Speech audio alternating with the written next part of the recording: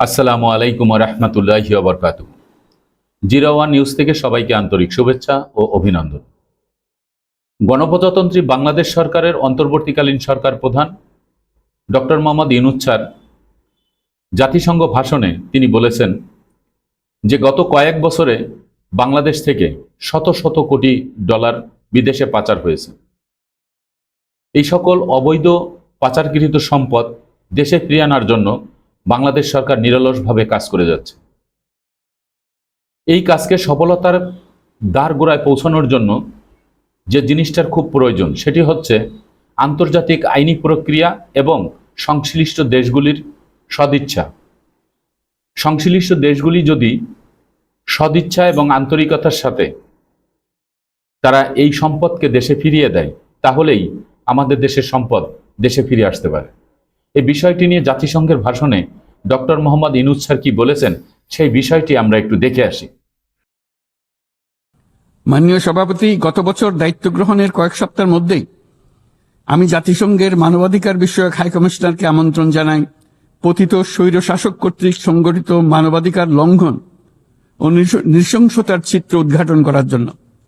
তারা মাঠ পর্যায়ে তদন্ত করে বিস্তারিত প্রতিবেদনের পাশাপাশি ভবিষ্যতে যাতে এই ধরনের অপরাধের পুনরাবৃত্তি না ঘটে সেই জন্য যেই সুপারিশমালা দিয়েছে তা আমরা আমাদের জাতীয় সংস্কার কার্যক্রমে যুক্ত করেছি।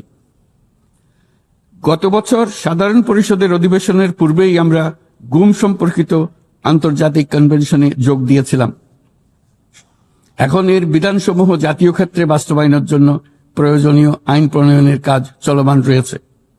এবছর আমরা জাতিসংঘের নির্যাতন বিরোধী কনভেনশনের ঐচ্ছিক প্রটোকলে যোগ দিয়েছি এবং এর বাস্তবায়নে একটি স্বাধীন প্রতিরোধমূলক জাতীয় প্রাতিষ্ঠানিক ব্যবস্থা প্রতিষ্ঠার জন্য আমরা কাজ করছি। নিবর্তনমূলক স্বৈরতান্ত্রিক ব্যবস্থা হতে মানবাধিকার সুরক্ষাকারী একটি গণতান্ত্রিক রাষ্ট্র ব্যবস্থা গড়ে তোলার জন্য প্রয়োজনীয় কারিগরি সহায়তা বৃদ্ধির লক্ষ্যে আমরা আমাদের দেশে 3 বছর মেয়াদে জাতিসংঘের মানবাধিকার বিষয়ক হাই কমিশনারের একটি মিশন পরিচালনার অনুমোদন দিয়েছি, যা ইতোমধ্যে কার্যক্রম শুরু করেছে। আমাদের এই সকল পদক্ষেপ ও অঙ্গীকার জনগণের প্রত্যাশারই প্রতিফলন। এই প্রত্যাশা মূলত একটি গণতান্ত্রিক, অন্তর্ভুক্তিমূলক ও বহুত্ববাদী সমাজ গড়ে তোলার প্রত্যাশা। মাননীয় সভাপতি, আমাদের উন্নয়ন কৌশলের কেন্দ্রবিন্দুতে রয়েছে সুশাসন, সামাজিক অন্তর্ভুক্তি ও টেকসই উন্নয়ন। বিগত দেড় দশকের অভিজ্ঞতায় আমরা দেখেছি যে জবাবদিহিতা ছাড়া যে কোনো উন্নয়ন ক্ষণস্থায়ী ও ভঙ্গুরমূলক ও বহুত্ববাদী সমাজ গড়ে তোলার প্রত্যাশা। মাননীয় সভাপতি, আমাদের উন্নয়ন কৌশলের কেন্দ্রবিন্দুতে রয়েছে সুশাসন, সামাজিক অন্তর্ভুক্তি ও টেকসই উন্নয়ন। বিগত দেড় দশকের অভিজ্ঞতায় আমরা দেখেছি যে জবাবদিহিতা ছাড়া যে কোনো উন্নয়ন ক্ষণস্থায়ী ও ভঙ্গুর। রাজনৈতিক হীনস্বার্থ ও দুর্নীতির উদ্দেশ্যে গৃহীত অবকাঠামো প্রকল্প শুধু যে অর্থনীতির উপরে চাপ বাড়ায় তা নয়, তা জনগণের কোনো কল্যাণও করে না। দায়িত্ব গ্রহণের পর আমরা একে একে আবিষ্কার করি দুর্নীতি ও জনগণের সম্পদ চুরি কি ব্যাপক বিস্তৃতি লাভ করেছিল এবং তার ফলশ্রুতিতে দেশের সামষ্টিক অর্থনীতির অবস্থা কি ভয়ানক, নাজুক ও ভঙ্গুর হয়ে পড়েছিল। আমরা এর অবসান ঘটাচ্ছি যেন আর কখনোই উন্নয়নকে জনগণের সম্পদ আত্মসাতের অজুহাত হিসেবে ব্যবহার করা না যায়। দেশের নাজুক অর্থনৈতিক পরিস্থিতি মজবুত করতে আমরা সংস্কারমূলক কিছু কঠিন কিন্তু প্রয়োজনীয় সিদ্ধান্ত গ্রহণ করেছি। সবচেয়ে গুরুত্বপূর্ণ একটা সংস্কার হলো রাজস্ব আহরণ ব্যবস্থাপনার সংস্কার। এর মাধ্যমে স্বচ্ছতা ও জবাবদিহিতা নিশ্চিত হবে এবং রাজস্ব আহরণ বৃদ্ধি পাবে। এই উদ্যোগগুলো সদ্য সমাপ্ত FFD4 সম্মেলনে গৃহীত এর সঙ্গে সামঞ্জস্যপূর্ণ। আমরা আশা করি যে বাংলাদেশে যেমন সেভিয়া অঙ্গীকারের সাথে সামঞ্জস্য রেখে সংস্কার করবার চেষ্টা করছি, তেমনি উন্নত বিশ্বেও সেভিয়ার সামষ্টিক অঙ্গীকার অনুসারে তাদের দায়িত্ব পালনে আন্তরিক হবে। একই সাথে আমরা মনে করি আন্তর্জাতিক অর্থায়ন ব্যবস্থা, বৈশ্বিক আর্থিক প্রতিষ্ঠানগুলোর সিদ্ধান্ত গ্রহণ প্রক্রিয়া ও ব্যবস্থাপনার সংস্কার, একটি অন্তর্ভুক্তিমূলক আন্তর্জাতিক কর সহযোগিতার বৈশ্বিক কাঠামো, অবৈধ আর্থিক প্রবাহ ও দুর্নীতির বিরুদ্ধে বৈশ্বিক পদক্ষেপ গ্রহণ এবং অবৈধ দুর্নীতিলব্ধ অর্থ পাচারকৃত সম্পদ পুনরুদ্ধারেও আন্তর্জাতিক সহযোগিতা বৃদ্ধি অত্যন্ত গুরুত্বপূর্ণ। মাননীয় সভাপতি, দেশের পাচার হওয়া অবৈধ সম্পদ পুনরুদ্ধার করা বর্তমানে আমাদের অন্যতম শীর্ষ অগ্রাধিকার। গত 15 বছরে দুর্নীতির মাধ্যমে শত শত কোটি ডলার অবৈধভাবে বিদেশে পাচার করা হয়েছে।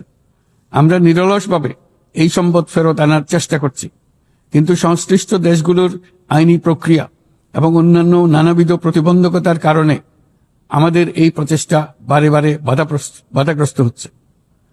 সংশ্লিষ্ট দেশগুলোর দৃঢ় সদিচ্ছা ছাড়া আমরা পাচার হওয়া অবৈধ সম্পদ পুনরুদ্ধারে সফল হতে পারছি না। বিশ্বের বিদ্যমান অর্থনৈতিক ব্যবস্থা উন্নয়নশীল দেশ থেকে সম্পদের এই অবৈধ পাচারকারীদের কার্যকরীভাবে প্রতিরোধ করতে ব্যর্থ হচ্ছে। কোনো কোনো ক্ষেত্রে আন্তর্জাতিক আর্থিক প্রতিষ্ঠানগুলোর বিধিবিধানগুলো বিশ্বব্যাপী বিভিন্ন ট্যাক্স হ্যাভেনে বিপুল পরিমাণে অবৈধ অর্থ স্থানান্তরে উৎসাহিত করছে। তাই যেসব দেশ ও প্রতিষ্ঠান এই পাচারকৃত সম্পদ গচ্ছিত রাখবার সুযোগ দিচ্ছে, তাদের আমি আহ্বান জানাচ্ছি তারা যেন এই অপরাধের সঙ্গে শরিক না হয়। এই সম্পদ তার প্রকৃত মালিককে অর্থাৎ কৃষক, শ্রমিক এবং সাধারণ করদাতাদের নিকট ফিরিয়ে দেন।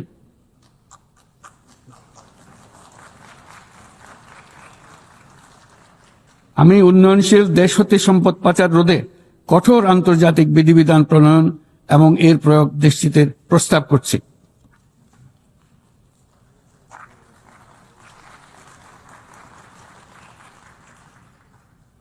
মাননীয় সভাপতি, রাজস্ব খাতের ঐতিহাসিক সংস্কারের পাশাপাশি আমরা বাজার ভিত্তিক মুদ্রা বিনিময় হার চালু করেছি। ব্যাংক খাতে অ্যাসেট কোয়ালিটি রিভিউ, নতুন ব্যাংক রেজলিউশন অধ্যাদেশ, আসন্ন ডিপোজিট প্রোটেকশন অধ্যাদেশের মাধ্যমে শৃঙ্খলা ও স্থিতিশীলতা ফিরিয়ে আনছি।